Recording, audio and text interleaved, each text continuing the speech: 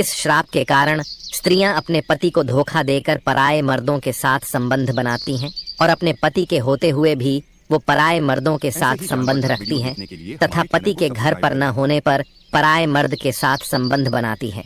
मित्रों, आए दिन ऐसी घटनाएं हमारे समाज में होती रहती हैं और ऐसी घटनाओं का कारण और कुछ नहीं बल्कि कलयुग की स्त्री को मिला हुआ श्राप है और उसी श्राप के कारण कलयुग की स्त्रियां पराये मर्दों के साथ संबंध बनाती हैं। मित्रों, आज मैं आपको एक कथा के माध्यम से बताऊंगा कि स्त्रियां पति के होते हुए भी पराये मर्दों से संबंध क्यों बनाती हैं। मित्रों, एक समय की बात है जब माता पार्वती भगवान शिव से मिलने जाती हैं और भगवान शिव से कहती हैं, प्रभु, आज जब मैं आपसे मिलने के लिए आ रही थी तो मैंने पृथ्वी लोक पर देखा कि कुछ स्त्रियां अपने पति के होते हुए भी पराये मर्दों के साथ संबंध बनाती हैं और अपने पति को धोखे में रखती हैं। प्रभु, इसे देखकर मेरे मन में 2 प्रश्न उठ रहे हैं और मैं चाहती हूँ कि आप मेरे दोनों प्रश्नों के उत्तर देकर मुझे संतुष्ट करें। तो भगवान शिव मुस्कुराते हुए बोले, हे देवी, तुम्हारे मन में जो भी प्रश्न है मुझे बताओ, मैं तुम्हारे दोनों प्रश्नों के उत्तर देकर तुम्हें संतुष्ट करने का प्रयास करूंगा। तो माता पार्वती बोली, प्रभु, मेरा पहला प्रश्न ये है कि कलयुग की स्त्रियां अपने पति के होते हुए भी पराये मर्दों से संबंध क्यों रखती हैं?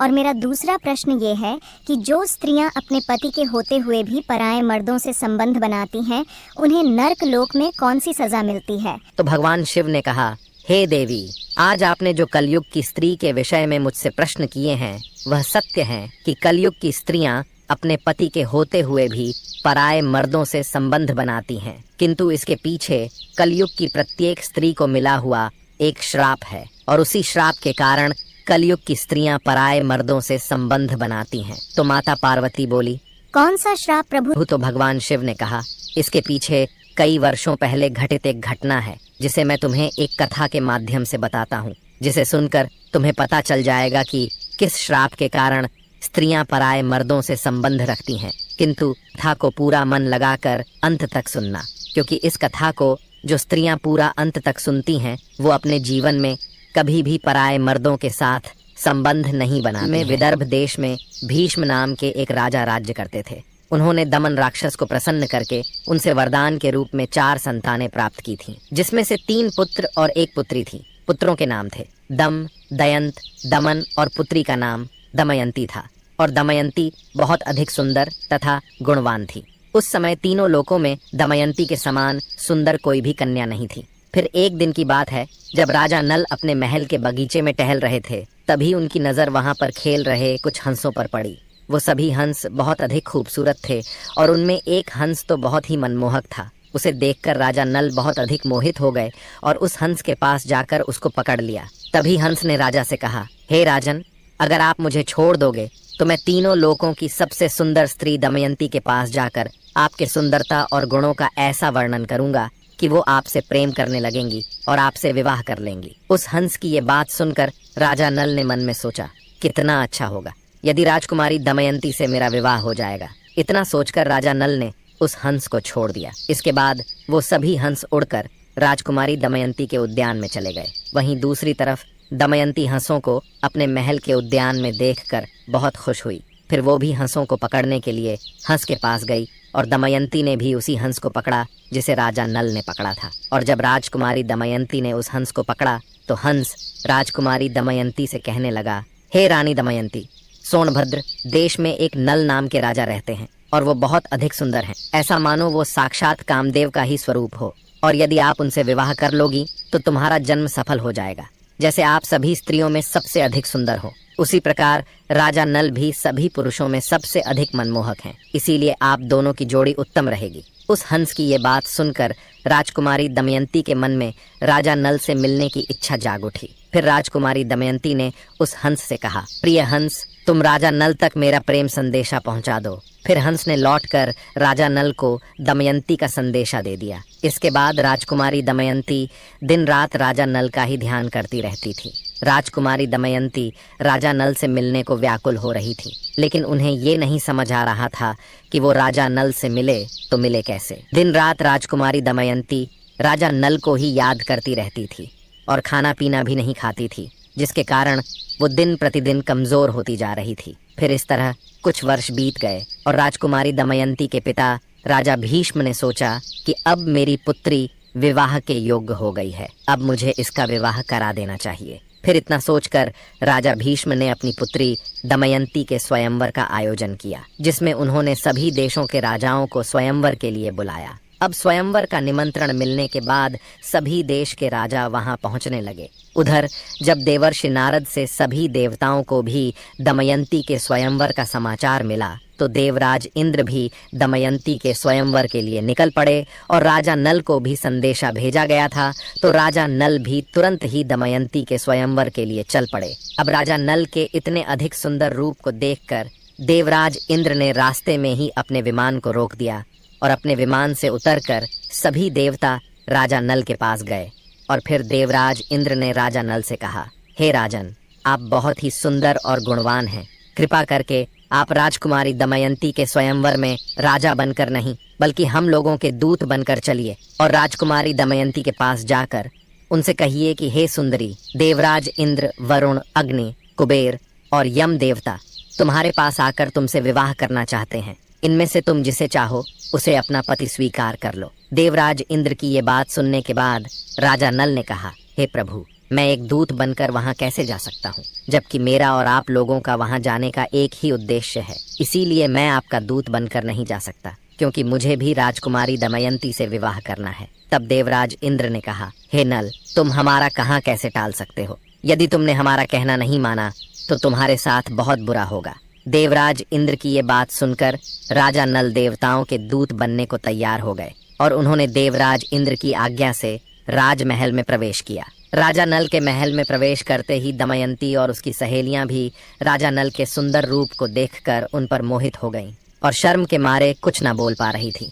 तब राजा नल ने राजकुमारी दमयंती से कहा, मैं यहाँ देवताओं का दूत बनकर आया हूँ, इसीलिए हे राजकुमारी दमयंती, स्वर्ग के देवता तुम्हारे साथ विवाह करना चाहते हैं। तुम किसी भी एक देवता को चुन लो और उनसे विवाह कर लो। मैं यही संदेश देने आया था और मैं आज कोई राजा बनके तुम्हारे पास तुमसे विवाह करने नहीं आया हूँ, बल्कि आज मैं यहाँ एक दूत बनकर आया हूँ और देवताओं की शक्ति से मैंने तुम्हारे महल में प्रवेश किया है, इसलिए मुझे कोई देख नहीं पाया। मैंने देवताओं का ये संदेश तुम तक पहुंचा दिया है। अब तुम जिस भी देवता से विवाह करना चाहो उससे विवाह कर सकती हो। फिर भगवान शिव कथा को आगे बताते हुए माता पार्वती से कहते हैं, हे देवी, अब कथा को बहुत ध्यान से सुनना, क्योंकि अब तुम्हें पता चलेगा कि किस श्राप के कारण कलयुग की स्त्रियां पराये मर्दों से संबंध बनाती हैं। तो माता पार्वती ने कहा, ठीक है। तो कथा को आगे बताते हुए भगवान शिव ने कहा, फिर राजकुमारी दमयंती राजा नल से कहती हैं, हे राजन, मैं किसी और से नहीं बल्कि मैं तो आपसे ही विवाह करना चाहती हूँ। मुझे आपके अलावा और कोई भी नहीं चाहिए। जिस दिन से मैंने हंसों की बात सुनी है, तब से ही मैं आपसे मिलने के लिए बहुत व्याकुल हो रही थी और तभी से मैं आपसे बहुत अधिक प्रेम करने लगी थी और आपके लिए ही मैंने राजाओं की भीड़ इकट्ठी की है। और मेरी आपसे एक प्रार्थना है कि आप राजा बनकर यहाँ आए और मुझसे विवाह कर लें।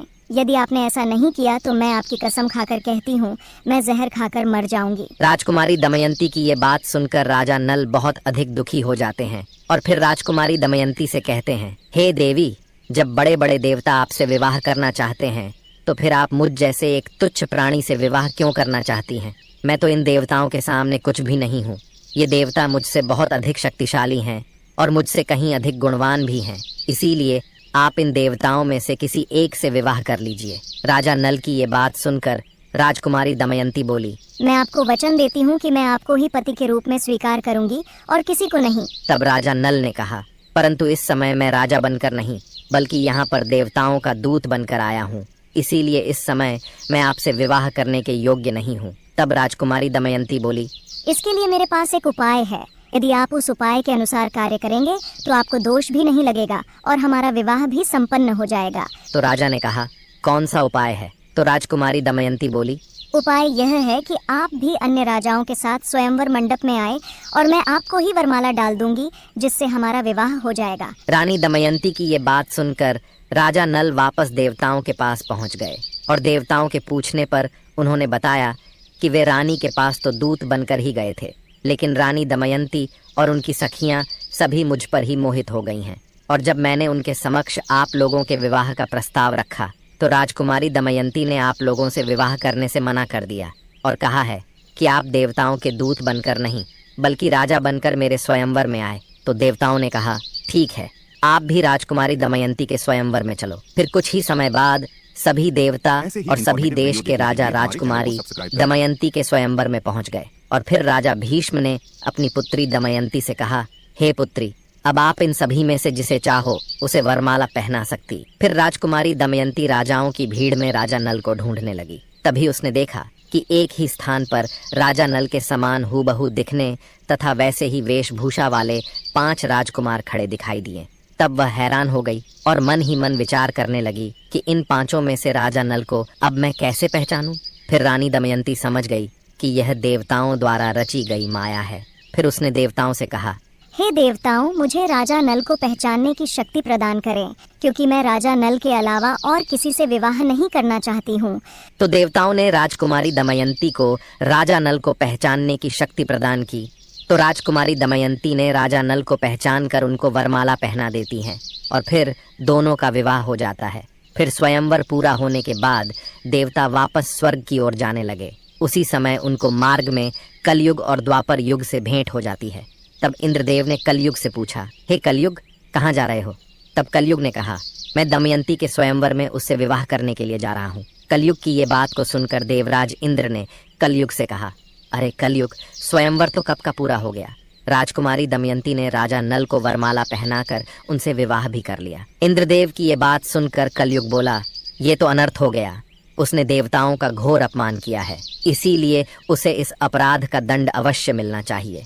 तो देवताओं ने कहा, राजकुमारी दमयंती ने हमारी आज्ञा प्राप्त करके ही राजा नल को वरमाला पहनाया और उनसे विवाह किया है, और वास्तव में राजा नल सर्वगुण संपन्न और उसके योग्य वर है, इसीलिए जो भी हुआ सही ही हुआ है। फिर इतना कहकर सभी देवता आगे बढ़ गए। फिर कलयुग ने द्वापर से कहा, मैं अपना क्रोध शांत नहीं कर सकता, इसीलिए मैं राजा नल के शरीर में निवास करूंगा और उसे मैं राज्य विहीन कर दूंगा। उस स्थिति में वह राजकुमारी दमयंती के साथ नहीं रह सकेगा। उसे शतरंज का बड़ा शौक है, इसीलिए तुम भी शतरंज के पासों में प्रवेश करके मेरी सहायता करना। तो द्वापर ने भी उसकी बात मान ली। उसके बाद द्वापर और कलयुग दोनों ही राजा नल के पास गए, लेकिन कलयुग को राजा नल के शरीर में प्रवेश करने का कोई मार्ग नहीं मिल रहा था। वह राजा नल के शरीर में प्रवेश करने का सिर्फ एक अवसर चाहता था। फिर इसी तरह समय व्यतीत होता गया, लेकिन कलयुग राजा नल का कुछ न कर पाया। फिर 16 वर्ष के पश्चात जब एक दिन राजा नल संध्या काल के समय लघु शंका से निवृत्त होकर बिना हाथ पैर धोए भोजन करने के लिए बैठ गए, तो राजा नल की ये अपवित्र अवस्था को देखकर कलयुग को राजा नल के शरीर में प्रवेश करने का अवसर मिल गया और उसने राज नल के शरीर में प्रवेश कर लिया। वहीं कलयुग दूसरा रूप धारण करके राजा नल के भाई जो अलग रहकर अपना राज्य चला रहे थे, उनका नाम पुष्कर था। तो कलयुग पुष्कर के पास गया और उनसे कहने लगा, हे राजन, तुम अपने भाई राजा नल के साथ शतरंज का खेल खेलो। मैं तुम्हें वचन देता हूँ, मैं निश्चित ही तुम्हें राजा नल का राज्य जिताने में तुम्हारी पूरी मदद करूंगा। जब पुष्कर ने कलयुग की ये बात सुनी तो उसे लालच आ गया। राज्य की लालसा में आकर पुष्कर ने कलयुग की बात मान ली और पुष्कर राजा नल के पास शीघ्र ही चला आया और राजा नल से कहने लगा, हे राजा नल, चलो शतरंज खेलते हैं। तो राजा नल ने कहा, ठीक है। फिर दोनों ने शतरंज खेलना प्रारंभ किया। फिर कलयुग ने राजा नल के शरीर में प्रवेश किया और पासों में द्वापर प्रवेश कर चुका था, इसीलिए राजा नल जुए में जो कुछ भी दांव पर लगाते वो सब कुछ हारते जा रहे थे। जब राजा नल की प्रजा और मंत्रियों को यह बात पता चली तब उन्होंने राजा नल को रोकने का प्रयास किया, किंतु वे नहीं माने और जुए में सब कुछ दांव पर लगाते चले गए और अंत में वो सब कुछ हार गए। फिर जब रानी दमयंती को ये बात पता चली तो वो राजा नल के पास जाकर उनसे कहने लगी, हे स्वामी, इस तरह तो आप सब कुछ हार जाएंगे, कृपया करके आप इसे यहीं रोक दीजिए। लेकिन राजा नल कलयुग के वश में होने के कारण रानी दमयंती की एक भी बात नहीं मानी और शतरंज खेलते रहे। फिर इस तरह खेलते खेलते वो जुए में अपना सब कुछ हार गए और अब राजा नल के पास शतरंज में दांव पर लगाने के लिए कुछ भी नहीं बचा था। तो राजा पुष्कर बोला, अब दांव पर लगाने के लिए तुम्हारे पास क्या है?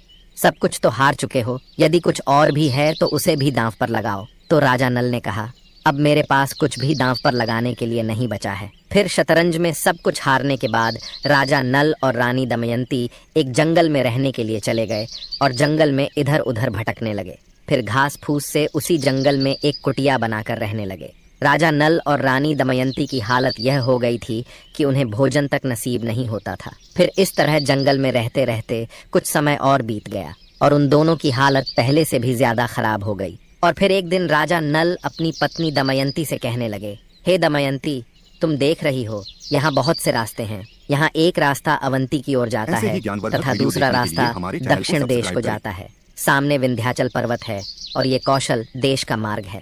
राजा नल की ये बातें सुनकर रानी दमयंती की आंखें आंसुओं से भर गईं और रानी दमयंती ने राजा नल से कहा, क्या आपको लगता है कि मैं आपको छोड़कर अकेली कहीं जा सकती हूँ? मैं आपके साथ रहकर ही आपके दुखों को बांटना चाहती हूँ। दुख में आपका साथ देना मेरा पहला धर्म है। रानी दमयंती की ये बात सुनकर राजा नल अपने मन में सोचने लगे, मेरी पत्नी मुझसे कितना अधिक प्रेम करती है और इसी प्रेम के कारण मेरे साथ साथ इसे भी दुख झेलना पड़ रहा है। यदि ये मुझसे विवाह न करती तो इसे इतना अधिक दुख न झेलना पड़ता।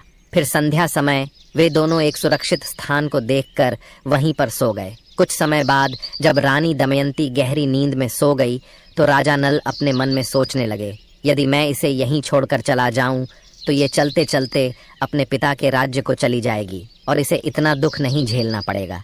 इतना सोचकर राजा नल अपनी पत्नी दमयंती को जंगल में ही सोता हुआ छोड़कर चले जाते हैं। फिर जब रानी दमयंती की नींद खुली तो उन्होंने देखा कि राजा नल वहां नहीं थे, तो उनको ढूंढने के लिए वो जंगल में इधर उधर भटकने लगी। तभी उसे एक शेर दिखाई देता है तो वो शेर को देखकर डर जाती है और जोर जोर से चिल्लाने लगती है। तभी उसके चिल्लाने की आवाज एक शिकारी को सुनाई देती है तो वह शिकारी रानी दमयंती के पास आता है तो देखता है कि वहां पर एक शेर खड़ा है। तो वह शिकारी शेर को वहां से भगा देता है और रानी दमयंती को अपनी कुटिया में लेकर जाता है और उन्हें भोजन कराता है। फिर शिकारी रानी दमयंती के सुंदरता को देखकर उन पर मोहित हो जाता है और वो रानी दमयंती से मीठी मीठी बातें करके उसे अपने वश में करने की कोशिश करने लगा। दमयंती को उसके मन के भाव समझ में आ गए थे तो दमयंती ने उसकी वासना को बहुत रोकना चाहा, लेकिन जब वह किसी भी प्रकार से नहीं माना तब रानी दमयंती ने उस शिकारी को श्राप देते हुए कहा, यदि मैंने राजा नल के अलावा किसी और का चिंतन कभी नहीं किया है और अगर यह सत्य हो तो यह शिकारी अभी भस्म होकर मर जाए, ये मेरा श्राप है। रानी दमयंती के इतना कहते ही वो शिकारी तुरंत मर जाता है। फिर रानी दमयंती राजा नल की तलाश में उसी जंगल में इधर उधर भटकने लगी। तभी उनकी भेंट राजमहल की एक राजमाता से होती है तो वो राजमाता रानी दमयंती से कहती हैं, हे सुंदरी, तुम कौन हो और इस जंगल में अकेली क्या कर रही हो? तो रानी दमयंती राजमाता से कहती हैं, हे राजमाता, मैं राजा नल की पत्नी हूँ और मेरे पति शतरंज में अपना सब कुछ हार गए हैं, जिसके कारण हम दोनों को यहाँ जंगल में आकर रहना पड़ रहा है। और मेरे पति एक दिन रात को अचानक से पता नहीं कहाँ चले गए हैं और उन्हीं की तलाश में मैं इस जंगल में इधर उधर भटक रही हूँ। रानी दमयंती की ये बात सुनकर राजमाता को उस पर दया आ जाती है और फिर राजमाता उसे अपने महल में लेकर जाती है और उससे कहती हैं, जब तक आपके पति आपको नहीं मिल जाते तब तक आप इस महल में रह सकती हैं। तो रानी दमयंती उसी महल में रहने लगती है। वहीं दूसरी तरफ राजा नल जंगल में भटक रहे थे तो कारणवश आकाशीय बिजली गिरने से उस समय जंगल में आग लग गई थी। तभी नल को किसी के चिल्लाने की आवाज आई तो वो उस तरफ दौड़ पड़े और वहां पहुंचकर राजा नल ने देखा कि नागराज कुंडली मारकर बैठे हुए हैं। तो राजा नल ने उस नागराज से कहा, हे नागराज, आप कौन हो और इस तरह यहाँ पर क्यों बैठे हुए हो? तो नागराज ने कहा, हे राजन, मैं कर्क कोटक नाम का सर्प हूँ।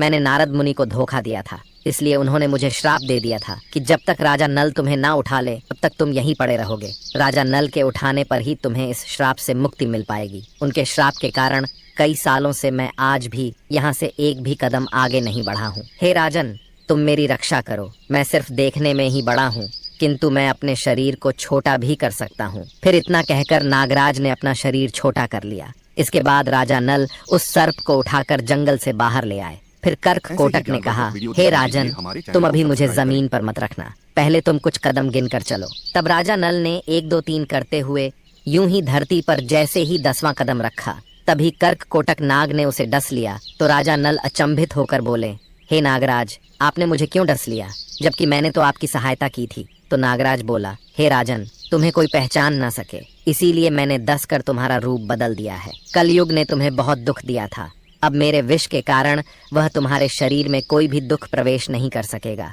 और तुम अब निडर हो गए हो। अब तुम्हें पशु पक्षी या फिर शत्रु किसी का भय नहीं रहेगा और तुम पर किसी भी विष का प्रभाव नहीं होगा और युद्ध में हमेशा तुम्हारी ही जीत होगी। फिर इतना कहकर नागराज वहां से अंतर्ध्यान हो गए। मित्रों, फिर भगवान शिव कथा को आगे बताते हुए माता पार्वती से कहते हैं, हे देवी, फिर जब राजा भीष्म को यह समाचार मिला कि उनके दामाद राजा नल और पुत्री दमयंती अपना महल छोड़कर जंगल में रहने के लिए चले गए हैं, तब उन्होंने सुखदेव नाम के एक ब्राह्मण को राजा नल और रानी दमयंती का पता लगाने के लिए भेजा।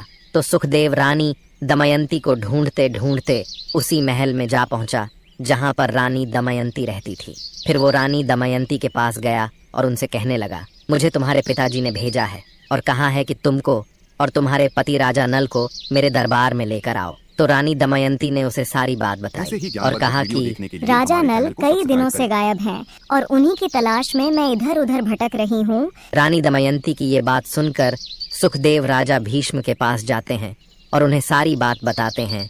तो सुखदेव की ये बात सुनकर राजा भीष्म ने अपनी पुत्री दमयंती का दोबारा से विवाह कराने का फैसला किया और फिर अपनी पुत्री दमयंती को अपने महल में बुला लिए और सभी राज्यों में अपनी पुत्री के स्वयंवर के लिए घोषणा करा दिया। फिर जब राजा नल को इस बात का पता चला कि रानी दमयंती का दोबारा से विवाह होने जा रहा है, तो राजा नल बहुत अधिक क्रोधित हुए और फिर रानी दमयंती के स्वयंवर के लिए सभी देशों के राजा आए।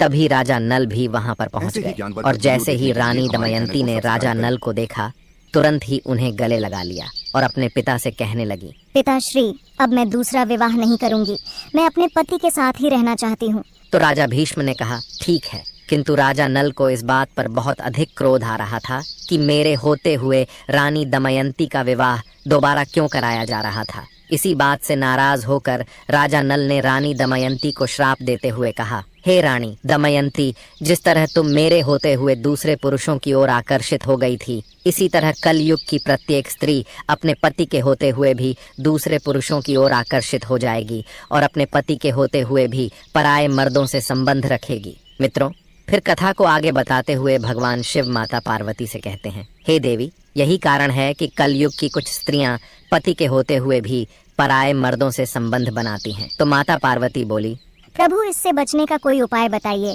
तो भगवान शिव ने कहा, इससे बचने का एक ही उपाय है कि स्त्री को एक पतिव्रता जीवन जीना चाहिए और अपने पति के अलावा पराये मर्दों को आंख उठाकर नहीं देखना चाहिए और अपने पति का हर परिस्थिति में साथ देना चाहिए। पति अमीर हो या गरीब, किंतु अपने पति का साथ कभी नहीं छोड़ना चाहिए। और तुम्हारा दूसरा प्रश्न था कि जो स्त्रियां पति के होते हुए भी पराये मर्दों से संबंध बनाती हैं, उन्हें कौन सी सजा मिलती है। तो समझ लो, जो स्त्रियां पति के होते हुए भी पराये मर्दों से संबंध बनाती हैं, उन्हें जीवन में कभी भी सुख नहीं मिलता है और मृत्यु के बाद उन्हें सुअर का जन्म मिलता है। मित्रों, आपको ये कथा कैसी लगी, हमें कमेंट्स करके जरूर बताएं।